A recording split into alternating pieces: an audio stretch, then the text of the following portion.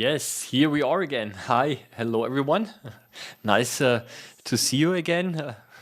I'm Oliver, Microbehunter here. That's the way I usually greet my community.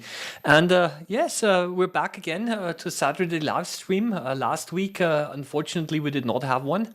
But I'm happy that you can join me today again. And today I just want to put again a few specimens that are collected under the microscope. Some of the specimens are yeah, kind of unique, like a moss ball over here. I've got also some a water sample over here, which I centrifuge. So I will be looking at a few algae over here. This one is pretty disgusting. It's from a it's a biofilm from the drain of my shower. Lots of bacteria in here. Yeah, so, and we're gonna be, and also something that you don't know what this is. Look at this here. This is not sand. Something that I didn't even know existed. I'm going to tell you later a little bit what this here is, and we're also going to put this under the microscope. It's microscopically not so interesting, but actually the purpose of this is actually more interesting than a microscopic image. Well, in any case, I want to wish you hello all around the world. Now, after the first couple of minutes, people started to join in again. Yeah, if you feel, if you want to ask questions or write comments, please feel free to do so in the comment section. If you have specific questions to me, maybe you can add Microbehunter or something like that, so it's easier for me to find the comments yeah, in the chat. Okay, yeah, I see that people have joined all around the world. I'm going to keep it short, and we're going to get started right away. Because quite by accident, I found online, I bought it over Amazon, a marimo mossball. No idea what this is, honestly. Cladophora, okay, interesting. And this is, what do you mean mossball? It is not moss, these are actually algae. These are filamentous algae, and they're basically sold in a bag like this, and they're slightly moist and wet when they arrive. That's why they're sealed properly. And then when you take it out, you have to put it immediately into water, and then basically this is a kind of a decoration. You kind of keep it. I mean, I've got it now in a beaker for a laboratory. But if you put it in some kind of a nice jar, then you have those little moss balls. Again, they're not moss. They're actually filamentous algae. How they look like, and you see actually there are also oxygen bubbles here.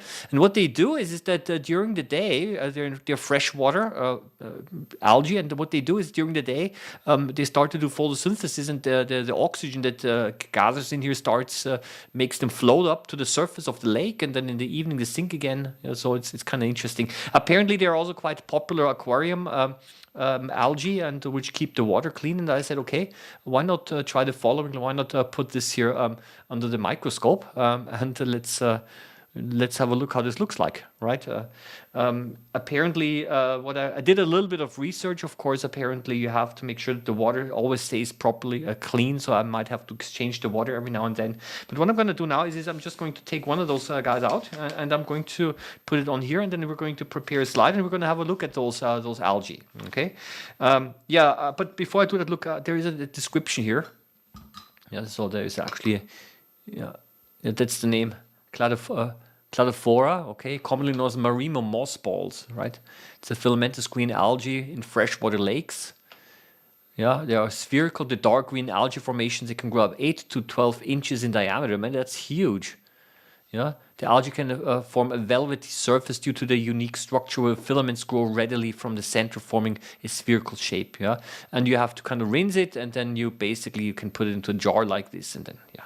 So I got this online over Amazon. It wasn't even that cheap. I paid around €8 for it, live and fresh. And when I took it out, I could actually feel that they were quite moist. And then you have to, of course, immediately put it into water. And yeah, I just want to, I don't know, take it out now and then simply, prepare one. And this is actually how it looks like. It's really totally dense and fuzzy, and it's quite interesting. Yeah, it feels nice. It's almost a little bit like if you have very dense hair and you get yourself a very, very short haircut. Yeah, it kind of feels a little bit like that. Yeah, yeah. Some people are joining in right now. Yeah, this is basically what you see over here. This is an algae, filamentous algae. It's called a mossball. For those of you just joined in, I bought it online. That's how it's called. Yeah. And I said, cool, I wanna put it under the microscope. Unfortunately, they grow kind of slowly, I heard, but it doesn't matter. They don't have to grow. We're just going to basically make a slide now. And the interesting thing is that it's so dense and it's so strong, it's almost impossible to take out something here. Yeah. So what you have to do is you have to probably cut off a small amount here. Okay, so I'm gonna cut off a little bit, and I'm just gonna put this one over here directly on a microscope slide again with a little bit of water. Okay, it's very dense, and I'm just gonna put this one back in here. Yeah. I mean, basically, right now it's quite wet. It was slightly moist when it came in the bag, so right now it's completely hydrated again. And then, of course, I would like to know how it looks like under the microscope. So I have to add a little bit of water here as well. I can just take maybe the water that we've got here. And I'm just going to make a wet mount. I'm just going to spread apart the fibers. I'm going to turn off the light here as well. Yeah, for those of you who basically have joined just right now, please feel free to again write your questions or comments or whatever. Yeah, and so that is a cover glass goes on top. Bump. You see how thick it is. It's a little bit the problem. It's not completely entirely flat. Maybe that's gonna work. Okay, and yeah, let's have a look under the microscope. Let's see. I need to change this again. Okay. Oh yeah, that's another thing I want to show you right now later. And here we go. And this is how it looks like. I need to focus again. Ah yeah. Yeah, so this is basically, and now I just want to show you something here. So you see basically the algae cells, and one of the things that you might wonder is you see all of this stuff that's here, all of those dots. That is because when I cut it off, then these are all the cell organelles, the chloroplasts and whatnot. They all kind of came out of the cell and kind of spread around here in the background. Yeah.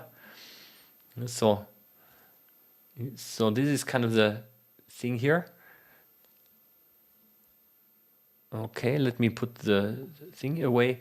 You can see over here, for example, that quite nicely that those cells here are cut open.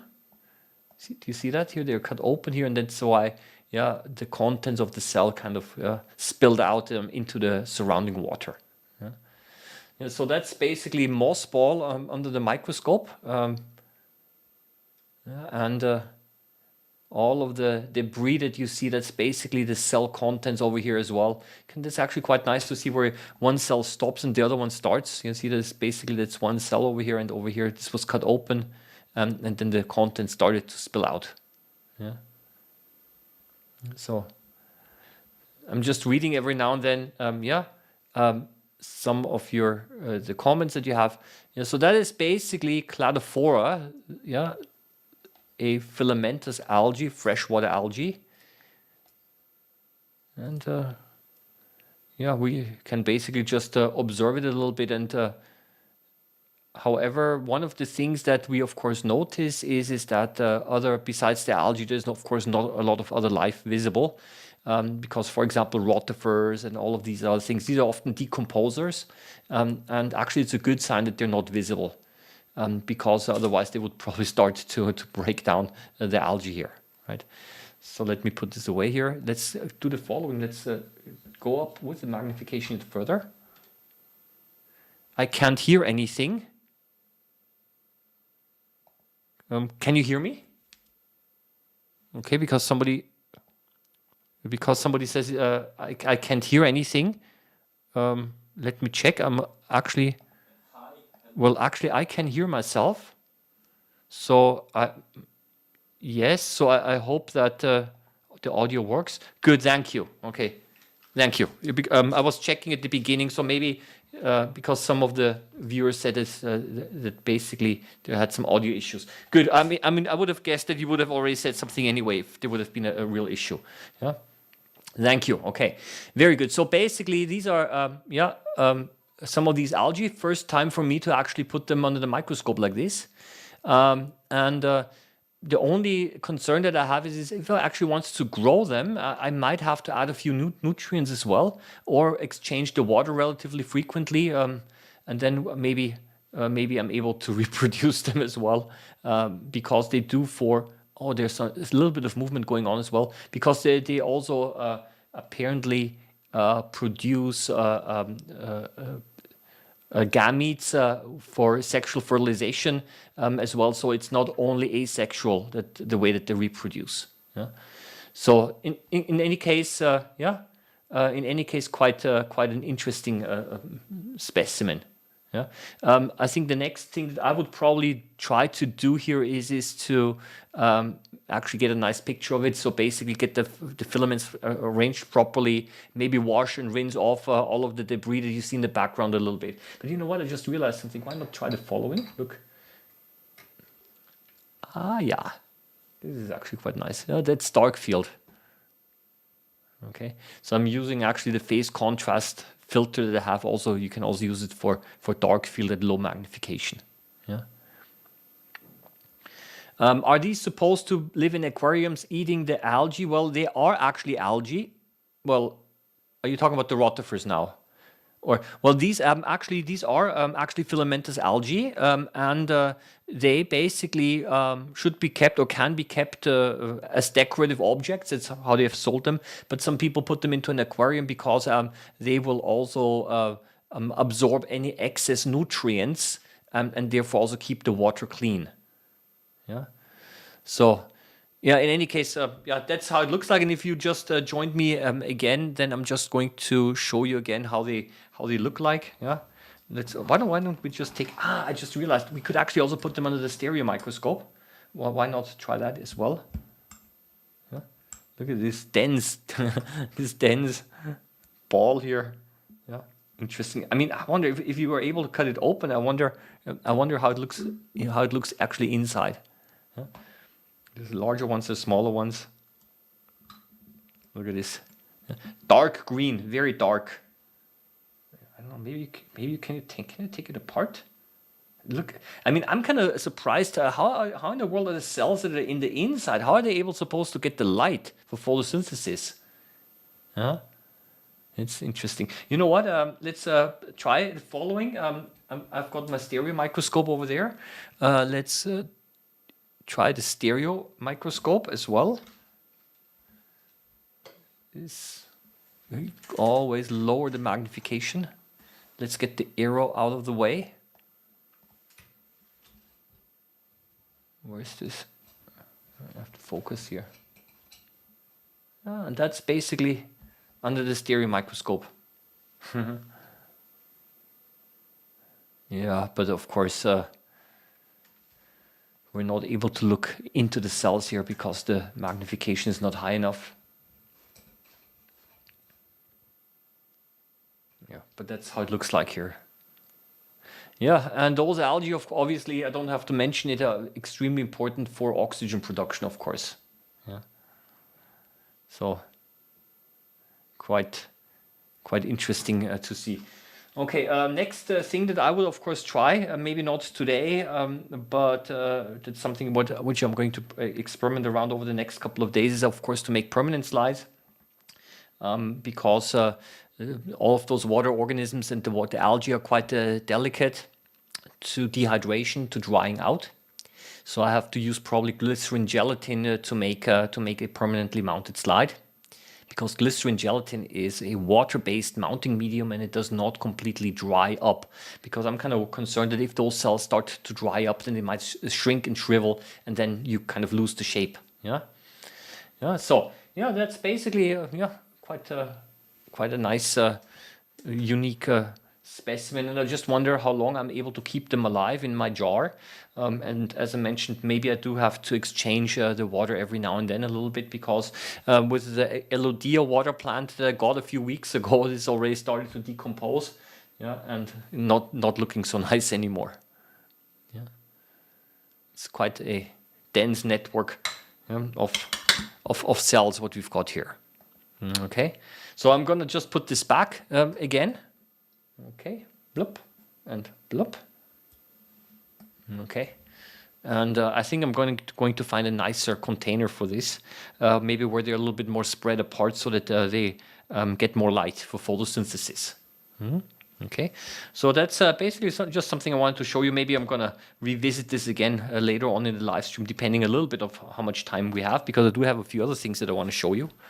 And yeah, and before I move on, I just wanted to show you something what I bought, and I just want to share this with you. And I'm a little bit half happy with it, not fully happy, but this is something that I bought also online. And this is for holding slides. And look what I have got here.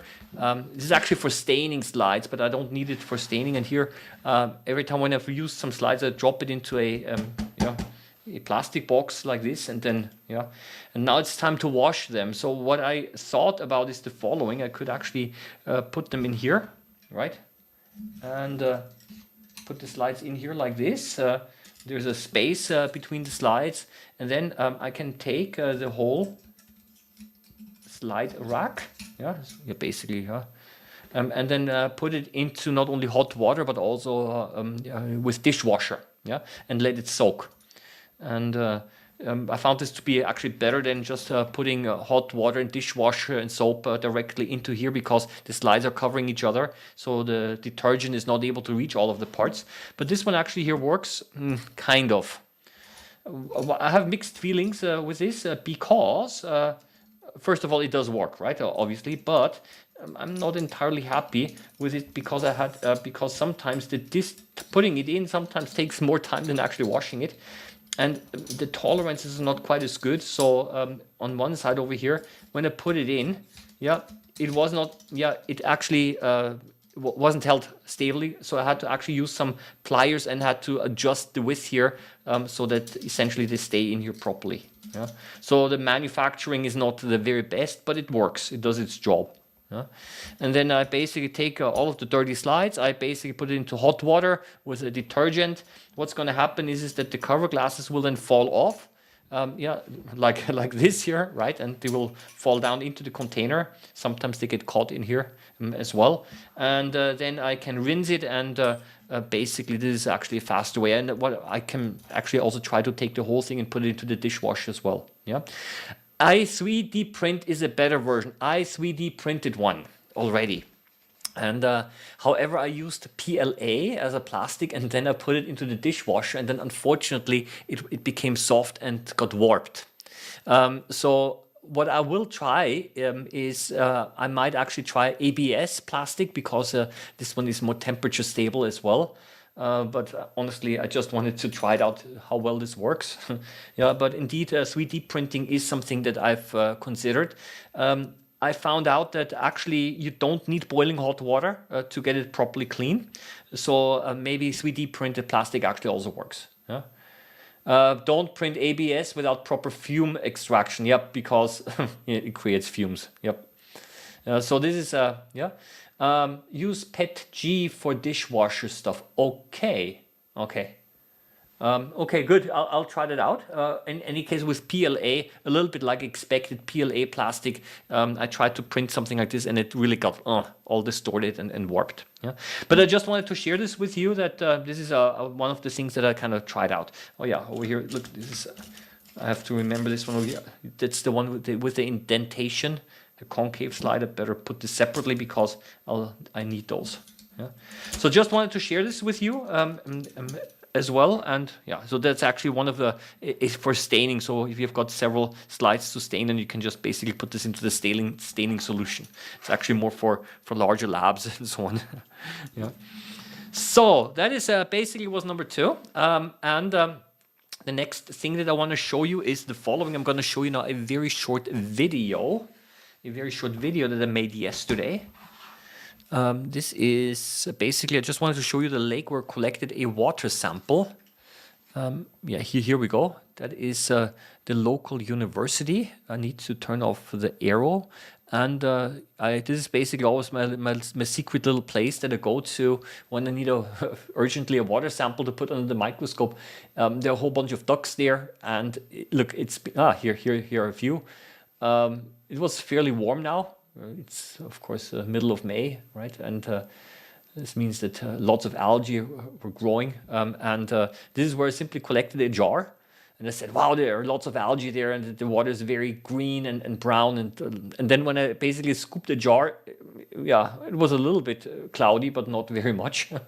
So the water in the lake, because it was of course deeper, looked darker than actually the real water sample. Yeah, it's a local university where basically where we live. Yeah, so basically this is Yeah, so a couple of ducks here. There's a comment here. Are you not afraid to wash them together with household dishes? Okay, that's a good one. The question is the following: those things here. Should I put it together with a dishwasher, basically with the plates and so on? And I have to tell you the following: I'm not putting anything really dangerous on here anyway, right? So number one. So the stuff that I'm observing is not really infectious or so. However, I guess that there's some kind of psychology behind it. Having this stuff next to the dishes where you eat from is psychologically not so nice. However, having said that, there are so many bacteria growing already in a dishwasher, right, in the biofilms and so on, that probably, I dare to say, the microbes on here probably don't make a huge difference. Yeah, so that's the thing. Yeah, so I'm occasionally reading the comments, but let's move on a little bit over here. Where is the desk view? Oh yeah, here. I've got this here again. I'll be using them, and I just want to show you again here the jar, and I've done a little bit of preparation already, because this jar, yeah, I don't know what this is. Some kind of a leaf or so, what you've got in here. I mean, it does look a little green, right? But the concentration by far is not high enough. I did not see any water fleas or other water crustaceans. So what I have done now is the following. Before the live stream, I centrifuged it. I don't want to do this during the live stream because then centrifuge is over there in the corner of my room. And it takes a couple of minutes. So what I've done is I've taken some water samples and I put it into my centrifuge. And look, this is basically what I got here. This is the pellet, right? All of this green stuff. So basically I filled up the tube all the way to about 12 milliliters. Yeah. And then I, for about 5 minutes or so, I've been centrifuging it, spinning it, and all of the solid material started to collect here on the bottom. It's dark green. It's called the pellet. I've done this about 3 or 4 times, because there were not so many algae, and I've done this several times, and every time the pellet grew larger and larger. So I've decanted every time I've made a pellet. I poured away the excess, and then I filled it up with more pond water, and I've centrifuged it again. And we're going to put now a little bit of this under the microscope. Yeah. So, and yeah, I've already done this before, and I'm actually quite happy with what I've seen. But I just want to share this with you as well. So I need to then again grab myself a slide, which I've washed just today in the afternoon. And what I have to do first is I have to resuspend the pellet. Okay. The ultrasonic sound chamber, I have one. So there's a comment here as well. What about putting them in a chlorine solution first, then wash them in a small ultrasonic sound chamber with some crystal soda? So first of all, I used dishwashing powder, which is highly aggressive anyway. And I also do have an ultrasound cleaner. I do have one actually. But I found out that it's not necessary in most cases. So if you just put it into the dishwashing solution for, I don't know, 15 minutes or so, and then rinse it in running water, then this actually also works. Yeah, so because luckily it's not that the specimens don't stick that strongly. So let's have a look at this here. Okay. So what I've done now, I've resuspended it. Now, of course, now you see the difference. Yeah, it's way denser than the original one. And the cover glass goes on top. Yeah. So chlorine solution, of course, disinfects quite well, but the dishwashing powder that I have contains also lots of aggressive substances that would kill off any microorganisms anyway. So let's see if this actually, what we're able to see here. So, and I'll put the other thing here away again. Let's put this here also away. And I'm going to now check. So where is the microscope view? So these are basically now concentrated algae, planktonic algae. So basically not from the bottom, but from the, yeah, floating around. And okay, I need to go. And of course, a low magnification, that's what we see here, right? This looks a little bit like a mess. There's two air bubbles. Ah, there's something's even moving. Something survived here, right in this tiny little dot here. Let's go up with the magnification. And I've seen a couple of nice ones here as well.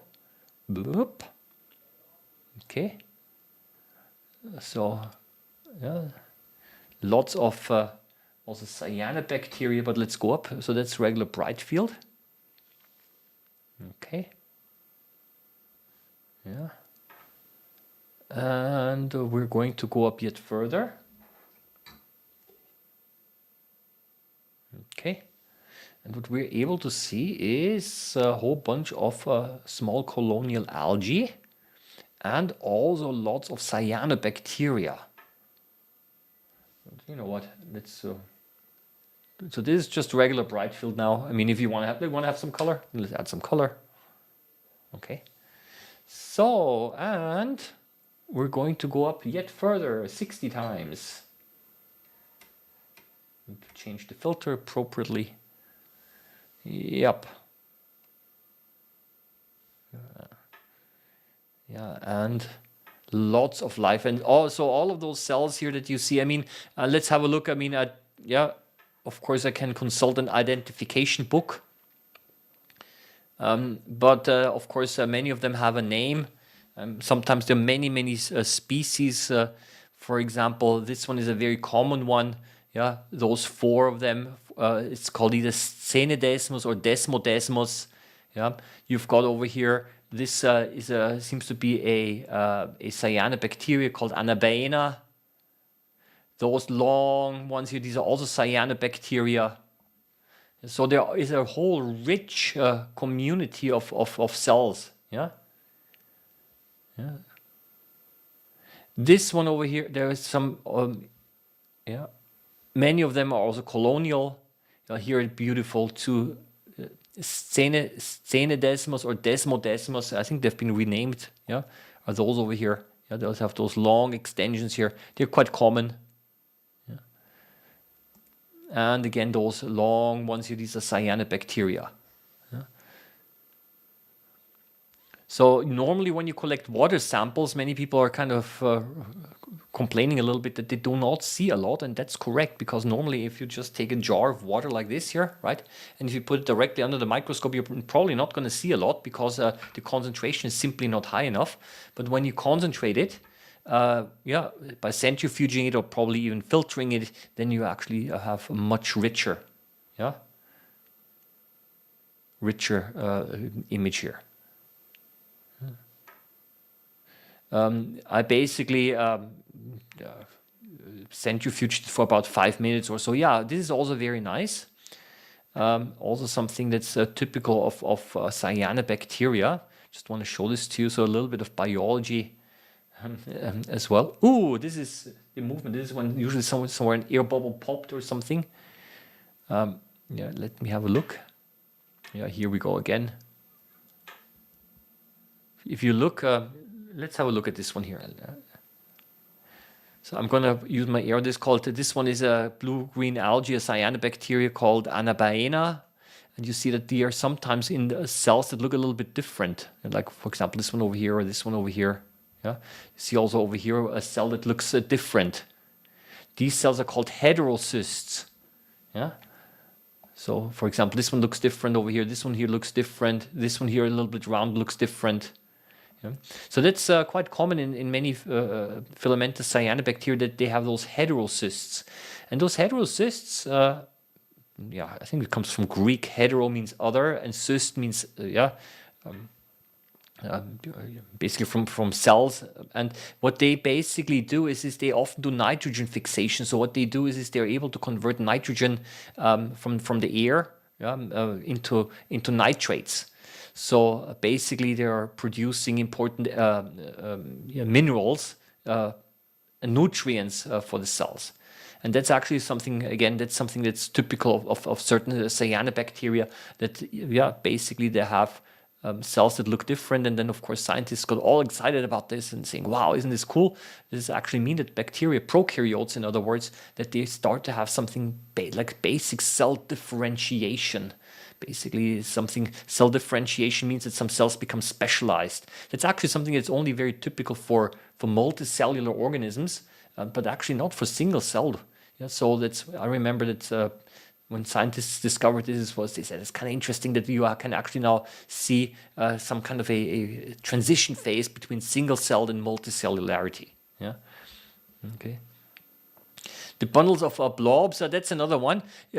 Again, one has to be a little bit careful just by looking optically at certain things. Generally, cyanobacteria are much smaller.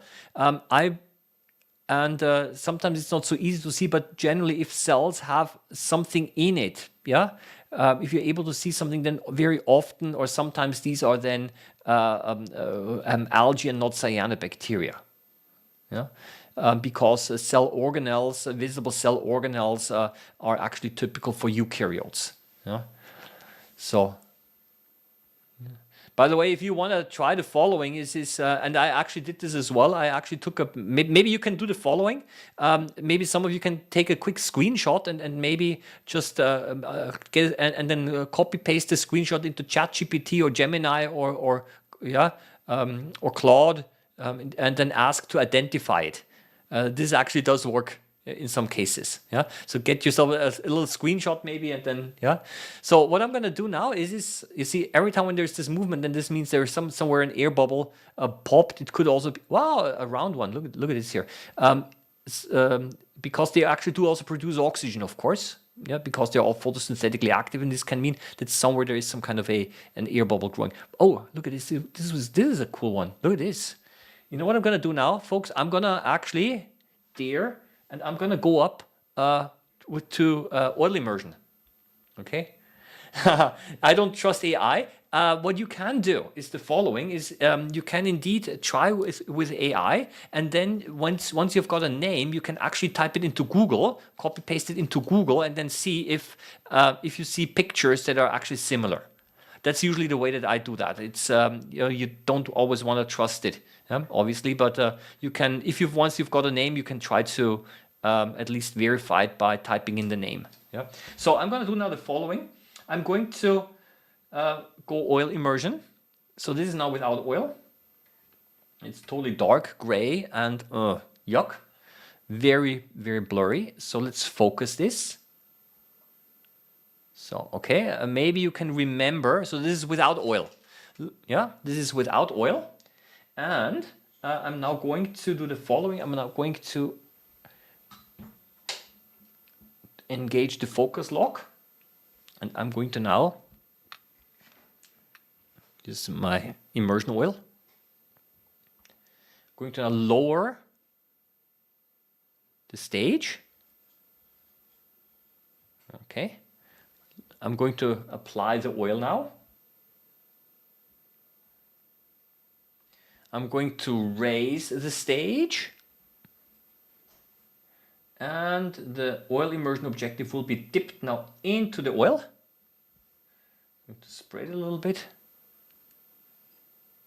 And this is how it looks like. And you see it looks much brighter and much better. So, okay, and of course, we can now have a slightly closer look. And we can start exploring. Yeah, this looks... So here we go. Do you see this spiral-shaped bacteria? Spirochetes? Oh, occasionally you might just up there somewhere I've seen those tiny spirochetes, spiral-shaped bacteria, which are also quite common in water. Yeah. Okay, yeah. So And then you can essentially try to, this is what I like to do. I usually take some screenshots of what I see, copy paste. You can copy paste them over, and then you can go on an identification hunt. So for example, those here, I mean, I forgot the name, but I've already also identified those already. Yeah, there are also quite a few of them. And Annabena probably. Have you ever dissected an eye? Me? Yes, I have. I do this occasionally with my students in school. Pig's eyes. We go to the local butcher and we order some pig's eyes, and they don't even cost anything. We just say we're from school and we need, I don't know, 20 pig's eyes. Then he takes down the order, and then after a few days I can pick it up, and we do not even charge anything. And basically those eyes are quite interesting for students to dissect. Yeah. And however, preparing an eye for, how do you say, microscopy, that's of course again a different thing. You'd probably have to dehydrate it, you have to section it and cut it. Yeah, it's an interesting thing. Interesting thing is that many of these algae, they actually have 4 cells. 1, 2, 3, 4. Here in the middle, you can see the nucleus, obviously. Yeah. So it's I wonder why exactly 4. Yeah, but yeah, obviously, I mean, you've got 1 cell that divides once, divides a second time, so it's 4. Yeah. Here again. It's interesting. Somewhere there seems to be the surface tension as it dries up, or as it makes some kind of as air bubbles pop, and this causes the streaming.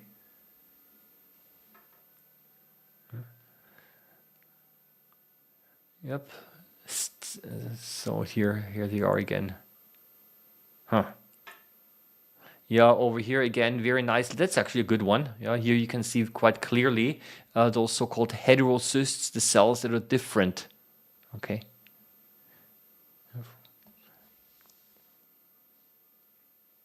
Okay.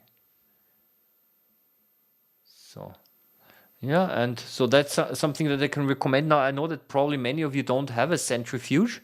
That's okay. What you can try is the following. When you collect a water sample, you just basically keep it in the tube, and you just wait for a day or so. And very often the cells will actually start to settle down on the bottom. Yeah. Then they're more concentrated on the bottom, and then you carefully try to use a pipette to remove the top liquid, and then you have also more concentrated ones collected at the bottom. Yes. Yeah.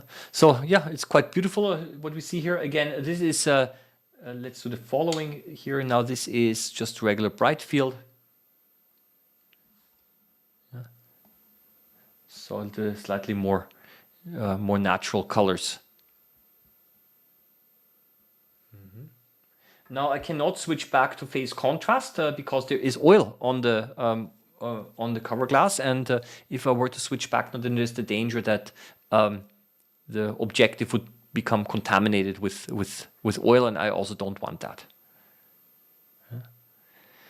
Yeah, I don't know. I could go on like this forever. Sometimes I consider this quite a relaxing thing just to observe. Over 20 years ago, I used to have an aquarium in my living room. I stopped having it because it was quite a lot of work cleaning it, but I found it also quite relaxing simply watching the fish. And now it's just taken its role a little bit here. These are also interesting ones here. Look. Yeah, I do have a nice identification book, of course. And I've been thinking, it would be kind of nice to do some kind of a little bit of an interactive identification.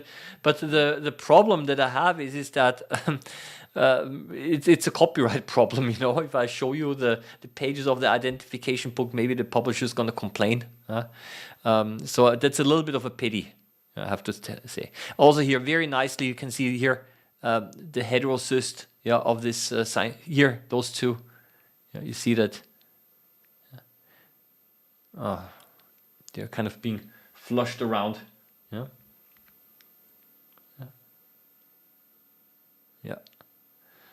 Looks like, okay, I'm reading the comments. Yeah, to do someone, basically, they actually do have that. They actually do have companies where they're actually maintaining your aquarium. What is this? Do you see this here? Would have thought it looks almost like a diatom, but actually round diatoms are not so common in fresh water. Round diatoms actually are more common in marine water. Wow! Oh, that was the slide is drying up. That's why. You see? Do you see? There's an air bubble. That's why it's pushing the things around here. Explains everything. See? The water is evaporating so quickly. But this actually all looks pretty cool. Yeah. Yeah, quite dense. Yeah. What do diatoms eat? They do photosynthesis. They are so-called autotrophs. They're self-feeders. This basically means, oh, wow, oh, a ciliate. Is this, look at this. Is it dividing? Do you see this in the center here? Some kind of a paramecium. They do basically the diatoms, they have chloroplasts. And what they do is they, of course, catch sunlight and carbon dioxide. And they make their own food. Of course, they need other nutrients, minerals, and so on. Look at this.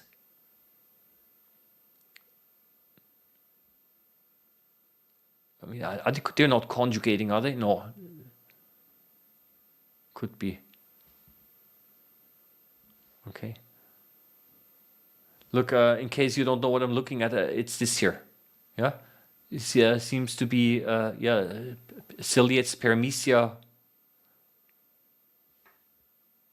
Again, something around here. So that's already quite quite dense here as the as the water starts to evaporate more and more.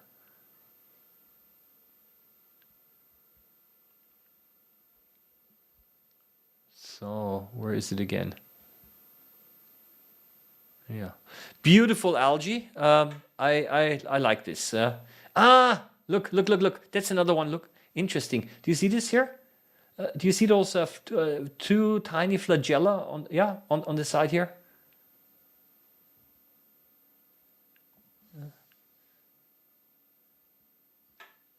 Yup. Here we go. Here we go. It's starting to dry up, and I think this is a sign that we maybe move on to the next specimen. Okay. So you see, concentration is everything. With concentration, I mean you have to make sure that if you want to see something, you have to make sure that somehow you've got a sufficiently high concentration of cells. Yeah. And now the concentration goes up yet higher as the water dries up. Yeah. It's quite fun. Yeah, thousands of cells, and I always tell myself, just looking at this here, I'm sure that there are many probably species on here that have not been described yet. Well, could this be a heliozoan? I don't know. Those here. Yeah, if it has, sometimes they have those spikes on the outside. Yeah. Yup. Okay, it's drying up. Let's move to the other side here. It's a little bit more stable. Yeah, you get the idea. Let's move on a little bit because I still want to show you I still want to show you a completely different water sample, one that's a little bit more disgusting, and yeah, the biofilm from my shower. And before I do that, I do have to clean the objective, however, so I need to do the following. Look, I'm going to just take a little bit of this tissue paper, this lens paper, to clean the objective. So you might have to check what I'm doing at the top. I'm lowering the whole thing. Slide goes out. Slide goes into the container. And I'm quickly going to wipe off. I always wipe it off carefully, because if there's oil on here, it will start to collect dust. And if there's dust, it might actually scratch the lens. The lens paper is not so much the problem, but it's actually any hard material like microscopic sand grains or dust and whatever, right? Okay, so that's it, and we're back here at the desk, and I trashed this here, and now let's move on to the next specimen. Let's put the oil over here, and I'm going to show you now another short video. Okay. Stenodesmus, thank you for the research. Can be anywhere from 4 to 8 cells. Okay, that's cool. Okay. Let's have a look at the other video. Okay, here it is. That's my shower. Look what I'm doing. I love this. This is so satisfying. Look at this. This is called biofilm. So just to clarify this a little bit, these are not hair or so, because there is a net in there that kind of catches all of this. So what you have is this is stuff that has grown on the pipes, on the inside, and it started to clog up everything, right? So it's not like this. It's not like this. That this is dirt that was flushed down, but actually bacteria, when they start to grow, they make this slime layer around themselves, and then it basically collects skin cells, tiny hair, of course, right? And it starts to deposit on the inside of the piping, and that's basically why it got clogged. Yeah, so it's kind of looping right now. It's pretty disgusting. Okay, but for me, I said, wow, that's kind of interesting. And I'm going to just put it under the microscope, obviously, right? And I did find a couple of nice bacteria. I mean, the sample is already a couple of hours old, so I'm quite sure that they still might have survived. So here it is, okay? Taking a small sample here. If you just look at it, it's just slime and grime. And yeah, we're going to do a little bit of... I'm going to put a small sample of this here again under the microscope, and we're going to observe this under phase contrast. Okay? So, yeah. What will we see here? Well, hopefully we're able to see a couple of bacteria. As a matter of fact, I was able to see a few nice ones, just to illustrate a little bit how disgusting this whole thing is. But then again, I love it because it's the weird stuff. Stuff like this fascinates. Let's put it here. I don't know, this is not a lot. You know what? How am I gonna do this? If I look, I'm gonna take my tweezers now, right? You gotta be careful. I take out tweezers, there are gonna be tons of bacteria now on the tweezer, right? And the tweezers are sharp, so if I hurt myself, I don't wanna get an infection. So what I'm gonna do is, of course, I'm gonna disinfect it with alcohol later. So I'm going to take one of these things here. Here, that's enough. And over here, I will take my bottle of alcohol, which I lost. No, it's over here. And I'm just going to do it the easy way.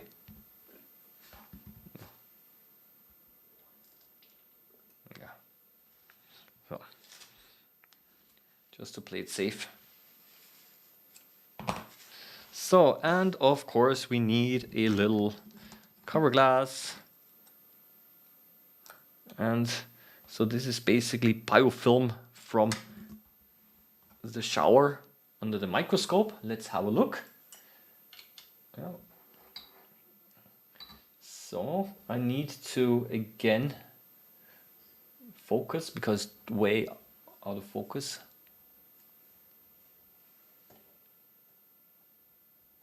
I should have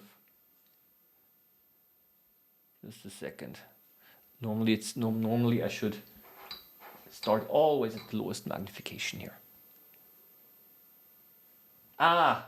Wrong condenser setting, no wonder. Here we go. Yeah, I do see some fibers as well.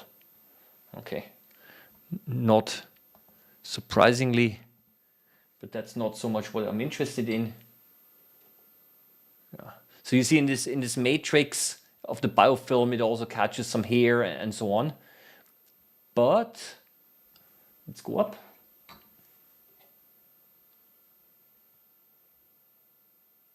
Okay, here also not. Let's try some phase contrast. At least, yeah. Yeah, here we go. More bacteria than you can count. Moving around, wiggling around. Ah, beautiful. This is nice. It's a little bit overexposed. It's a little bit overexposed. Ha! Very nice. So, unfortunately, I think I'm gonna try this with my other microscope that I have, because I cannot go higher now. But what you see over here is, this is really nice. Where is this? See, that's this gooey stuff. And look here on the side here. All of these tiny things here, all of bacteria trying to work away and feeding on this thing here. Yeah, now you know why I was a little concerned about disinfecting it, because there are millions of bacteria here. Tiny ones, they're so close together that, yeah. Yeah, ever smaller is saying, I'm surprised there are no nematodes. Maybe there are, maybe I simply didn't get any. Yeah. Look at this. Rarely seen so many bacteria. Yeah. Here we go. Ah, very good. That's now the contrast is better. Yeah. Mostly rods. Okay. Now, when I saw this a few hours ago for the first time, of course, there are many different species in here, but I mean, I've seen samples where there were more diverse shapes, and these are mostly rods. So I said, well, kind of interesting. The biodiversity does not seem to be huge here. There seem to be a few dominant species in here. And then I realized the following, because usually when we take a hot shower, basically what happens, most bacteria probably be killed off, and those that survive are temperature tolerant. So essentially the shower has been selecting basically those bacteria that are able to survive. Yeah. Can nematodes survive soap in the shower? Why not? I mean, depends on the nematodes, but honestly, even certain bacteria survive it. Yeah. Yeah. Showering head, Legionella. I don't find any Legionella. I really hope so. However, look at this, tons of bacteria here. Of course, just because you find bacteria does not, and it does not really. I don't have any information what they are, obviously, right? So what I'd have to do is I'd have to culture them, do some kind of DNA tests, and so on. Which is, of course, way beyond that what we are as hobbyists are interested in doing. But yeah. So this is again the biofilm over here, and here many more. I'm actually quite happy that they're moving because it makes them a little bit more interesting to observe. Yeah. Yeah. Can nematodes survive soap in the shower? Nematodes are so biodiverse. There's so many different kinds that certainly some of them are able to survive. I mean, for example, I've got those so-called the vinegar eels. These are nematodes that are able to survive in acid, right? In very strong vinegar, yeah, and they're perfectly fine there. So it really depends on the type. Here we see it quite nicely how they're trying to eat away now on the on the slime layer. There's an interesting question over here. I know my Michael, my son, is going to then later on bring me a whole bunch of questions here, but I'm still going to respond to them as well. Truth Seeker Lawrence just mentioned, I heard that there was no bacteria on Earth and there was no sickness until an asteroid hit Earth, therefore bringing bacteria. It was like this. It's not even a theory so much. It's more, it can be a speculation. It's called panspermia. And this is kind of the idea that life was brought to Earth over an asteroid. Yeah, this concept is called panspermia. I mean, there's no evidence for that, and scientifically, it's not even a very good theory. Unfortunately, or fortunately, is because it doesn't really solve any questions. Because if bacteria or other cells were brought to Earth over an asteroid many years ago, then where did they come from, right? So it violates a basic rule in the sciences, always to look for the simplest explanation.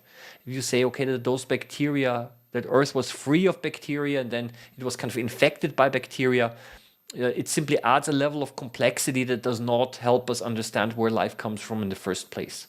Yeah. So this is but this is not a new idea. It's called panspermia, and it's kind of the idea that life started somewhere else in the universe and that Earth was infected, so to say. Look at this. I mean, they really start to eat away those tiny microbes. They start to eat away here. Yeah, even here on the side. Yeah, yeah. Chicken or egg? That's exactly. Yeah. Who was first, the chicken or egg? Yeah. Yeah. So nice. Look here. Here there are many of them. Yeah. Yeah. About the chicken and egg, who was first, the chicken or then the egg? And the answer is, it was the chicken, which came from an egg that was laid by a bird which was not a chicken. That's because there is a progression. This is really nice looking here. Look. I need to tell you a little bit here now, something about the specimen preparation itself, why I'm so happy, is you see that all of those bacteria here, they're all in focus, right? Yeah, you can see that they're all kind of flat and in focus. And this is possible only because the water layer is so thin that they're not able to swim up and down, right? And they're actually, the water is so thin that they're not even able to stand up. So that means they kind of always have to be flat. I mean, I'm gonna use a pen as an example. So if the pen are the bacteria, the prokaryotes, right? And this is my the slide of the microscope, and this is here the cover glass. If it's very thin, then they're all in the same plane, and they're not able to stand up, and therefore you get a fairly good image. So if you want to observe bacteria, you really have to make sure that you do not use a lot of water. Okay. We should start sending bacteria into space just in case. I just read something in the news that essentially they're kind of concerned already that without actually wanting to, that they have already infected other planets, for example, on Mars and so on, with bacteria and fungi from Earth. I would like to do the following. I would like to now switch over to the other imaging technique so that you just see how it looks like with here. Okay, so that is now again DIC. You see that the contrast is not quite as good, but what I can do now is I can actually go up to 60 times. Okay. And you know what? Let's try to add a little bit of oil. Again, let's do again. I just wiped it, but why not try oil immersion in any case? And let's see how well they actually look like. Yeah. You talk about the chicken and egg thing here. Basically, this is not something that I said. It was actually, I don't know the name of an evolutionary biologist who once said is that it's a question of definition, because sometime we're going to call a bird a chicken, right? Per definition, right? And this is kind of, and then the egg basically must have been laid by a bird that was not a chicken. Yeah, and then from a certain point onward, we call an animal simply a chicken. So it is more a question of definition of what do you call a chicken. So let's again go over here. This is again the how do you say the, wow. Okay, so that is without oil. This is actually quite nice looking. Okay, so I'm going to now do the following. I'm going to fix the stage position again. I'm going to now again add a little bit of oil. kind of cleaned the objective a little bit too quickly. And I'm raising it again. Here we go. Ah, you see, of course, there was a little bit of pressure applied. Thank you very much. Here the questions are here. Here we go. So that's 1,000 times.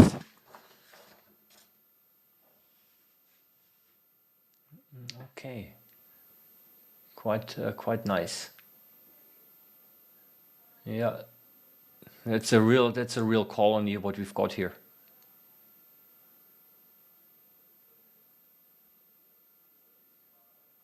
Okay. Look at this.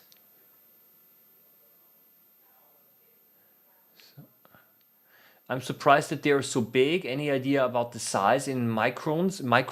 I don't have my the, how do you say, the micrometer slide available right now. But generally, an average bacterium, average is always a problem in biology because of the wide diversity, but an average bacterium is said to be around a millionth of a meter long, so basically 1 micrometer in size. Yeah, I get what you mean. Those bacteria look like they're multicellular. That's also something that I kind of realized a little bit. And that is if you look carefully, and that's interesting indeed, it's almost like they're segmented somehow. It's not just one cell, but actually, yeah. That's interesting. Yeah, I also, yeah, it's almost like there are several of them together. Huh. Yeah, look at this. Now you can see it much better. Huh.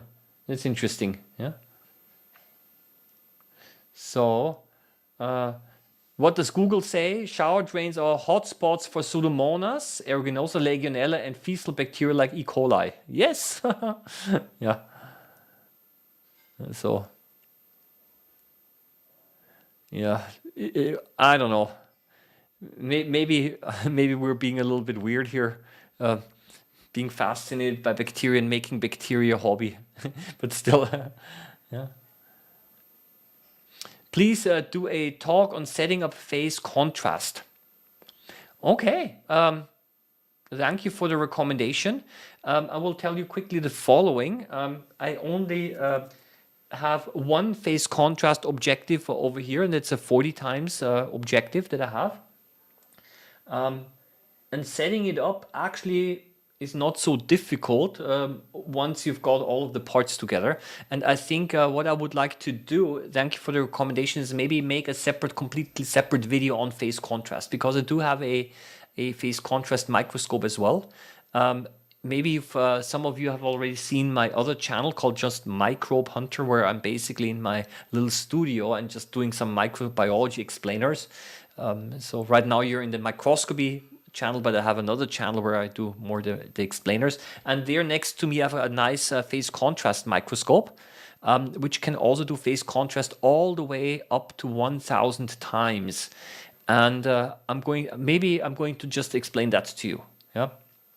So, because the phase contrast has to be properly centered, you have to make sure that the objective matches to the phase annulus, and you have to center everything, and so on. There are a couple of steps that you have to do, but once it's set up, it actually works. Yeah.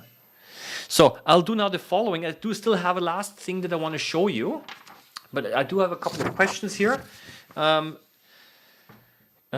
Yeah, this is very first comment. Hi, Oliver. I have a request here in Bangladesh. When you do live streams, it happens at 1:30 a.m. If you can, please make it a bit earlier. Thank you. Yeah, that's. I know that this is the time difference is indeed a problem. I know that some people are really in the middle of the night here, especially in East Asia. I'm in Central Europe right now, so it's right now in Central Europe. It's now, what time is it? It's now what, 10:30 at night. Yeah, but I know that it's a little bit, other times a little bit more inconvenient for me, unfortunately. So, however, the videos will all be available online in any case. So if you're, I think getting proper night's sleep is important. So I think it's not necessary to stay up just for my live stream, even though I feel very honored. Okay. Are you not afraid to wash them together with the household dishes? Those here? Yeah. Let's put it this way, it's not very practical to put it also together with the other dishes. So what I usually do is I simply put it into a separate container with some dishwashing powder. It simply goes faster this way. Most of the questions already talked about. Yeah, the Legionella in the shower heads.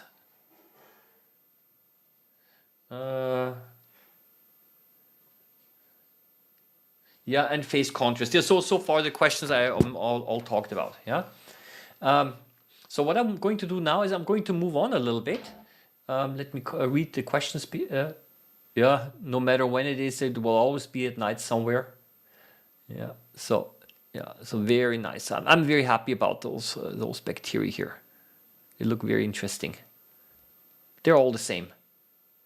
So at least visually. So we move on, and for the last 5 minutes or so, I'm going to show you something that I did not know existed. I mean, sometimes even I learn a lot, and I'm almost sure that you didn't know that this existed either. So what I'm going to do now is I'm going to switch back to the desk view. And I will show you something what one of my colleagues in school, she's also a biology teacher, she gave that to me. Again, we biology teachers are a little bit weird sometimes. We have a very, how do you say, fascinated by bacteria and microorganisms and so on. Yeah, I think it's a moth trap, and you're actually almost correct. Yeah, it is a moth. You talk about a moth trap. It is indeed a moth trap, but a different one. I need to explain this a little bit. My colleague, the moths are those insects that tend to eat cellulose fibers and so on. And there is, in the past, you used mothballs, and they smelled very intensively, but were also not the very healthiest. So there are now natural ways to kill moths. And that's this here. And I could not believe this. So I'm going to show this, what this is. I need to translate this from German. Basically, these are parasitic wasps against moths. Yeah, so that's a moth, and basically they lay eggs, and the larvae of those moths, they basically eat the clothing, and then you've got the holes in the clothing, right? And you don't want that. So what you can do is if you put into your cupboard where you have your clothing, if you put in these things here, then those tiny little almost microscopically small wasps will emerge, and they will lay eggs into the eggs of the moth and thereby kill it. Okay, so this is something I didn't even know. So they have already hatched, so that's basically the date, and you're supposed to do this and hang it up into your cupboard or wherever. And then on the side here, the tiny little wasps will emerge, and they will fly around in your cupboard. And they will find the eggs of the moths. They will sting the eggs of the moths. They put their own larvae, their own eggs in those, and then the moth eggs die because they will start to reproduce. And then you have, I don't know, a couple of thousand of these microscopically small parasitic wasps in your cupboard, which will ultimately die, and then they will disappear, but you don't have any moths. And this is not sand. What you have here, these are the empty eggs of the wasps. So they already hatched out. Yeah, so what they're doing is they're selling you this stuff here, so that those parasitic wasps can come out to kill your moths. And I'm going to put this under the microscope. It's not super interesting, but it's just, I just find the idea interesting, you know. Yeah, so it's a biological way, a natural way of getting rid of moths, and you do not have to use mothballs. Yeah, so let's focus this again here. And you see here the empty egg shells of those parasitic wasps. Yeah. So, and I asked my colleague if I can have a fresh one so that I can also get some of these wasps to put it directly under the microscope. And she promised that she'll try to get some, because you can, these are for long-term use, and you can actually get a subscription for those subscription service. So they keep on sending you those wasp eggs so that you can kind of keep your apartment or your home free of these moths. Yeah. So let's zoom in. Yeah. So these, what you see over here, these are the empty eggs of the parasitic wasps. So yeah, and they have been glued onto this cardboard. Yeah.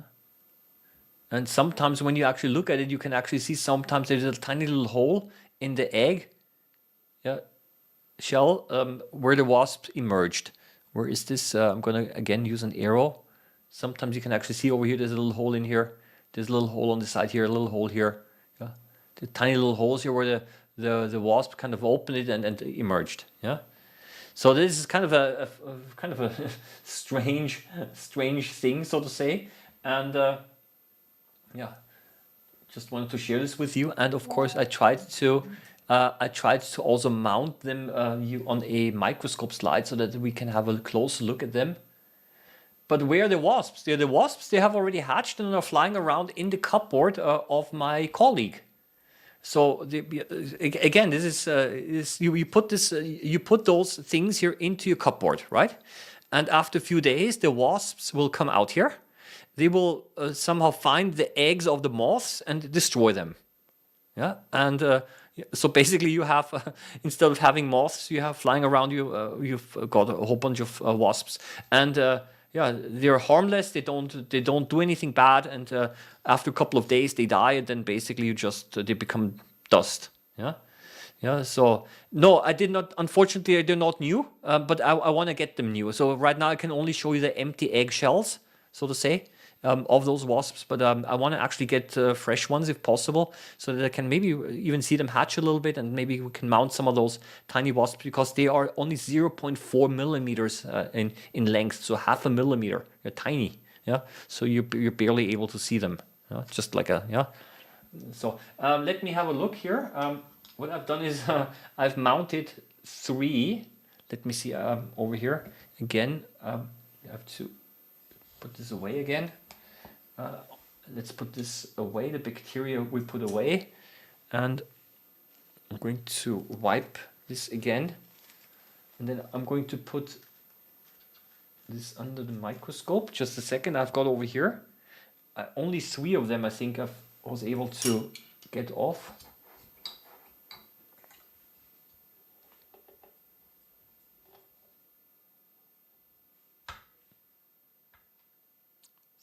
So let me see. I need to disengage the focus. I don't know if this is one of them. So I have, of course, a problem finding here too. Ah, yeah, here. There's one of them which is good, and the other one which I unfortunately squashed. So that is one of them that I mounted. Okay. You can actually see the place where it's open. Right, there are some air bubbles in here, unfortunately, and over here I applied a little bit too much pressure and I completely squashed it and destroyed it. Right, I tried to press down a little bit to squeeze out the air bubbles, but I've overdone this a little bit, and therefore, yeah, it got a little destroyed. But this one over here, that is still pretty much intact, and that is one of those, yeah, empty egg shells of this parasitic wasp. Okay. So why they are named that? Since they are parasitic wasps and not flies. The thing is the following: there are wasps and flies are different, because wasps have, I mean, if you go a little bit into entomology, they have 2 pairs of wings. Flies have only 1 pair of wings. You want to have to, I mean, you know what? I don't have a link here, but I've seen that online there are several web pages where they actually sell that. I mean, this is actually, this could be maybe also imported. Yeah, but this is, you just try to find parasitic wasps against moths, and you should be able, yeah, yeah. Let me see how they're called. Ah, look. Look. That's how they're called. They're 0.4 millimeters large. They're called, yes, correct. Yeah, ever smaller. Yeah, they're called correct. Trichogramma. These are Schlupfwespen, that's the German for parasitic wasps, are used for the biological fight of food and clothing moths. They deposit their eggs into the moths and so on. They live approximately 12 days and they produce 100 eggs and so on and so on. Yeah. And there are 2,000 of these eggs on one of these cards, yeah, and so on. So just I wanted to share this with you because I kind of found this a little bit interesting as well. And the question is did you mount it in PVC glue? No, those wasp eggs, I had problems getting off here. Right, I had problems getting it. They were so, yeah. So what I did is some of them were a little bit loose, and I've mounted it in U-Pearl mounting medium.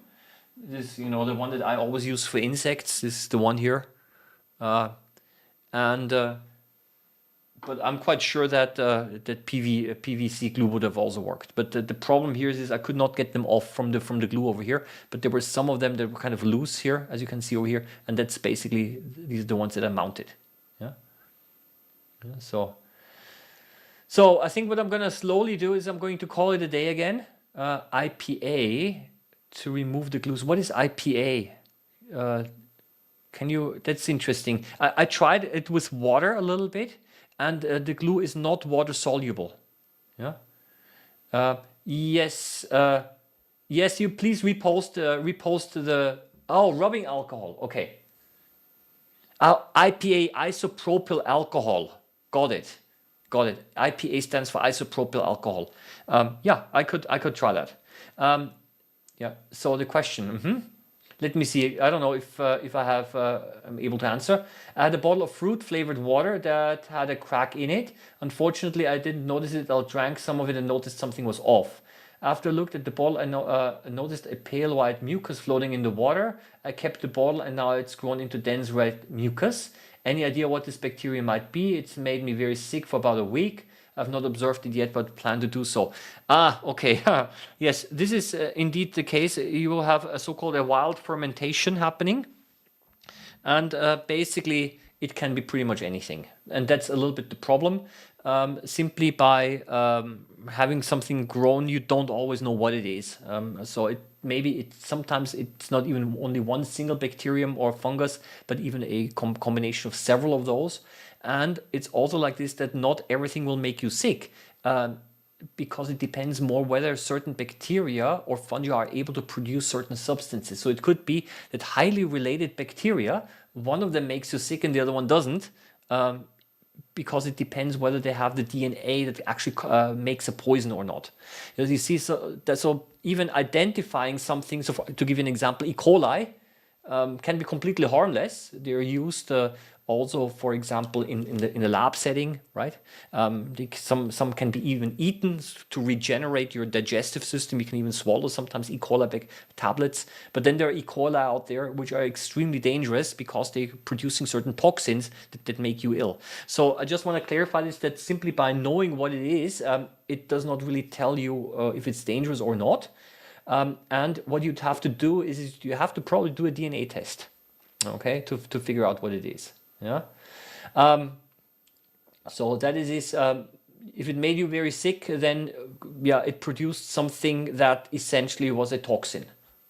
Yeah. In any case, worth observing. Yeah, and putting it under the microscope. So advantages of DIC and phase contrast. Okay, that's the next recommendation. Okay. Yeah, toxin. Yeah, brewery, you have realized, sterilized. Yes, yeah, brewing and fermentation, that's a science all in itself. Yeah, because if you fermented the things correctly, obviously, then everything's fine. But sometimes if the conditions are not right, then the wrong bacteria will start to reproduce. But ladies and gentlemen, what I think I'm going to do now is I'm slowly going to call it a day again. Okay. Hope you found it again interesting. Thank you for your comments and your questions, as always. Okay. And for next week, I'm going to think of, again, something to put under the microscope. And I'm going to ask my colleague if she has, maybe is able to provide me with some of those parasitic wasps. Yeah, this would be kind of, interesting to observe those as well. Okay. Okay, I'm going to call it a day. I hope I've answered all of your questions, more or less. Yeah, and I wish you all the best. And please do check out also my other channel. And what I'm going to do also is I'm going to also give you a slightly more detailed video on this one over here. Yeah, because I think there's quite a lot to say about biofilms. Yeah, bye bye. Hope to see you again next week. Happy microbe hunting. Bye.